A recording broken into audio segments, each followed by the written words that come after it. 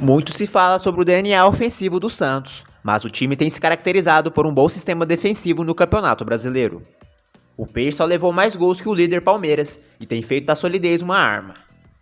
Com 20 gols sofridos em 23 jogos, o Santos é, ao lado do Flamengo, a segunda melhor defesa do Brasileirão. O Santos já estava muito bem na defesa com Fabian Bustos e tinha média de um gol sofrido por partida. O maior problema no trabalho do ex-técnico estava no ataque. Com Lisca, o rendimento defensivo está ainda melhor. Nos 5 jogos sob o comando de Lisca, o Santos levou apenas 4 gols, 2 deles contra o Fluminense, um do Coritiba, um do América Mineiro e nenhum do Fortaleza em São Paulo. A média agora é de 0,8 gols sofrido por partida. No ataque, a equipe de Lisca também precisa melhorar e fez somente 5 gols no período, média de 1 a cada 90 minutos. O Peixe é o 8º colocado no Brasileirão, com 33 pontos. O Santos oferece menos chances aos adversários, mas, quando a bola chega, é difícil passar por João Paulo. O goleiro mantém ótima fase e raramente falha. Contra o São Paulo, no último domingo, o rival cresceu no segundo tempo e parou no camisa 34. João Paulo tem 80 defesas no Brasileirão, entre elas, 18 difíceis. E nenhum erro defensivo grave, de acordo com o SofaScore.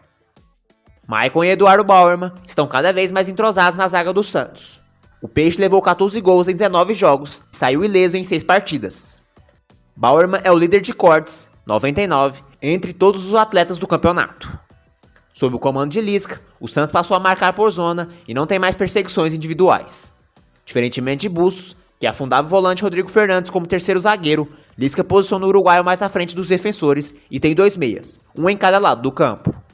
Outro ponto positivo do sistema de Lisca é a ajuda dos pontas, com Lucas Barbosa, ou Lucas Braga, e agora Soteldo, para marcar os laterais adversários juntos com os meias, os alas do Santos estão mais protegidos. É por isso que Ângelo, 17 anos, e com alguns problemas táticos, não é titular. Desde que Lisca sumiu, o Santos só levou um gol de cabeça, de Léo Gamalho contra o Coritiba. E nenhum foi de bola parada, em cruzamentos de falta ou escanteios. O Peixe sofreu dessa forma em outros momentos da temporada, e agora se mostra forte pelo alto. Lucas Braga confirma a proposta do Al-Ahly recusada pelo Santos. O atacante Lucas Braga confirmou que recebeu uma proposta do Al-Ahly do Egito. A equipe egípcia ofereceu cerca de 4 milhões de dólares, cerca de 20 milhões de reais, pela compra dos direitos econômicos do jogador, mas a diretoria do clube exige uma proposta no mínimo de 10 milhões de dólares, cerca de 50 milhões de reais, para liberar o atleta. Boa tarde, Lucas. E aí, essas semanas aí, umas semanas que passaram já, saiu uma notícia que você teria recebido uma proposta do Al-Ahly, que seria o time do Egito. Eu queria saber se essa notícia chegou até você, se isso é verdadeiro, se esse fato é realmente verídico, se você recebeu essa proposta. Chegou sim, essa proposta ela chegou, mas foi nos valores que não eram agradáveis no momento para o Santos. E eu só fiquei sabendo assim meio por cima que essa proposta havia chegado, mas ela não foi para frente não, foi logo recusada. O Lance / Diário do Peixe apurou que os valores oferecidos ao atleta agradaram, mas como o Santos não viu vantagem na possibilidade de venda, ela foi recusada. Natural de São Paulo, Lucas Braga chegou ao Santos no início de 2019, vindo do Luverdense. Após empréstimos para Cuiabá e Inter de Limeira, respectivamente, o atacante teve sua primeira oportunidade na equipe profissional do Peixe em agosto de 2020, em vitória por 1 a 0 diante do Sport, na Ilha do Retiro, pelo Brasileirão. Desde então, Lucas virou peça fundamental no elenco santista e assumiu a titularidade absoluta em 2021. Ele foi um dos destaques da equipe na conquista do vice-campeonato da Copa Libertadores 2020. Mesmo com as mudanças de técnico, o atacante sempre teve espaço no time e hoje é titular com Lisca. Lucas Braga tem vínculo com o clube até o final de abril de 2026. Ele soma 145 partidas, 14 gols e 8 assistências com a camisa santista. Vi que ele ia chegar um pouquinho mais atrasado, consegui dar o tapa na frente, já olhando para o Marinho que estava chegando do outro lado e fui feliz na jogada para o Marinho poder fazer o gol. Eu creio que Santos lucra quase 2 milhões de reais com a venda de Emerson Palmieri para o West Ham.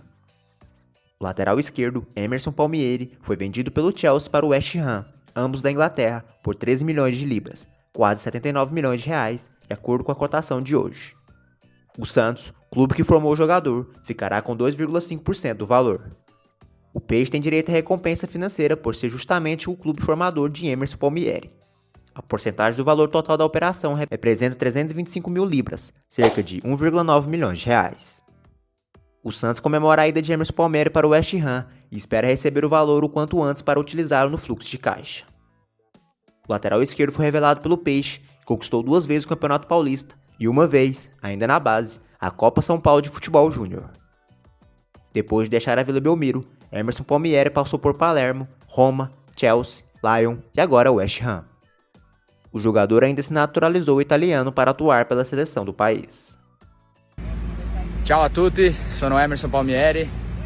Fala rapaziada, aqui é o Emerson, estou aqui no CT, passando aqui só para visitar aqui meus amigos, a rapaziada e estar um pouco aqui mais próximo aqui do Peixão, beleza? Tamo junto, depois confere aí a minha visita aqui no CT Pelé. Valeu, um abraço. Nova Vila Belmiro. Santos planeja início de obras em 2023. O Santos tenta dar sequência ao projeto da construção da nova Vila Belmiro. A gestão do clube espera finalizar todos os processos até o fim do ano, iniciar a captação de recursos em dezembro e, enfim, iniciar as obras no ano que vem. O processo foi detalhado pelo presidente do Peixe, Andrés Rueda, durante a entrevista coletiva no CT Rei Pelé, na última quinta-feira. Segundo ele, o projeto tem sido acompanhado por uma comissão do Conselho Deliberativo do clube junto à W Torre, empreiteira responsável pelo projeto. Atualmente, a empresa tem realizado as readequações necessárias antes de apresentar o modelo ao Conselho. A expectativa é de que isso ocorra já no próximo mês.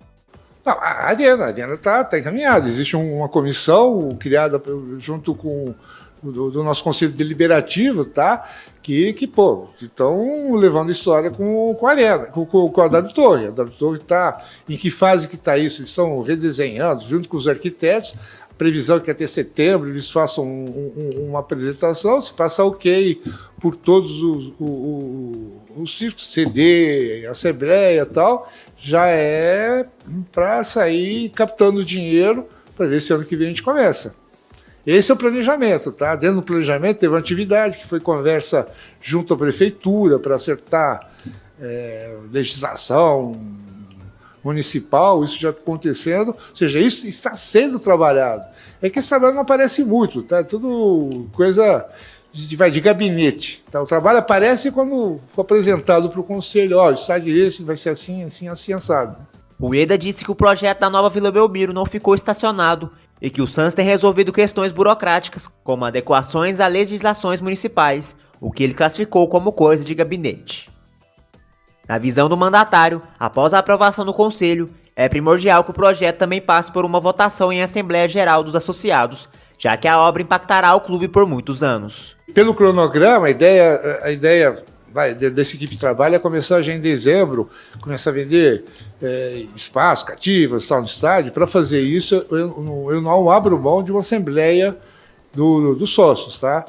Quer dizer, isso aí é uma mudança que vai comprometer o clube por 30 anos, 20 anos, sei lá quanto tempo. Então, ela tem que ser referendada pelo que os sócios querem. Sobre a nova Vila Belmiro, inicialmente orçada em 250 milhões de reais, o projeto precisou passar por readequações e teve o custo ajustado para 400 milhões de reais. Andrés Rueda já havia explicado que a medida foi necessária devido ao aumento dos preços dos materiais para as obras e as taxas de juros. A W Torre, com a pandemia, com o aumento do cimento, do aço, aquela primeira proposta colocada há 1 ano e meio atrás não fechava as contas, tá? Não se achava investidor disposto a colocar dinheiro no projeto com as taxas de juros e tudo mais que veio em função desses aumentos. Então, o que a W Torres fez nesse período? Ela detalhou o projeto. Tá? Era um projeto com orçamento, quando a gente fala em orçamento, são valores aproximados, então ela levou um tempo para realmente chegar no valor real do projeto. A capacidade do estádio será de 30 mil lugares. Além disso, há uma previsão de 500 vagas de estacionamento. Para realizar a captação inicial de recursos junto a investidores, a W Torre irá utilizar a comercialização de cadeiras premium e camarotes. A empreiteira também será responsável pela gestão do estádio pelo período de 30 anos.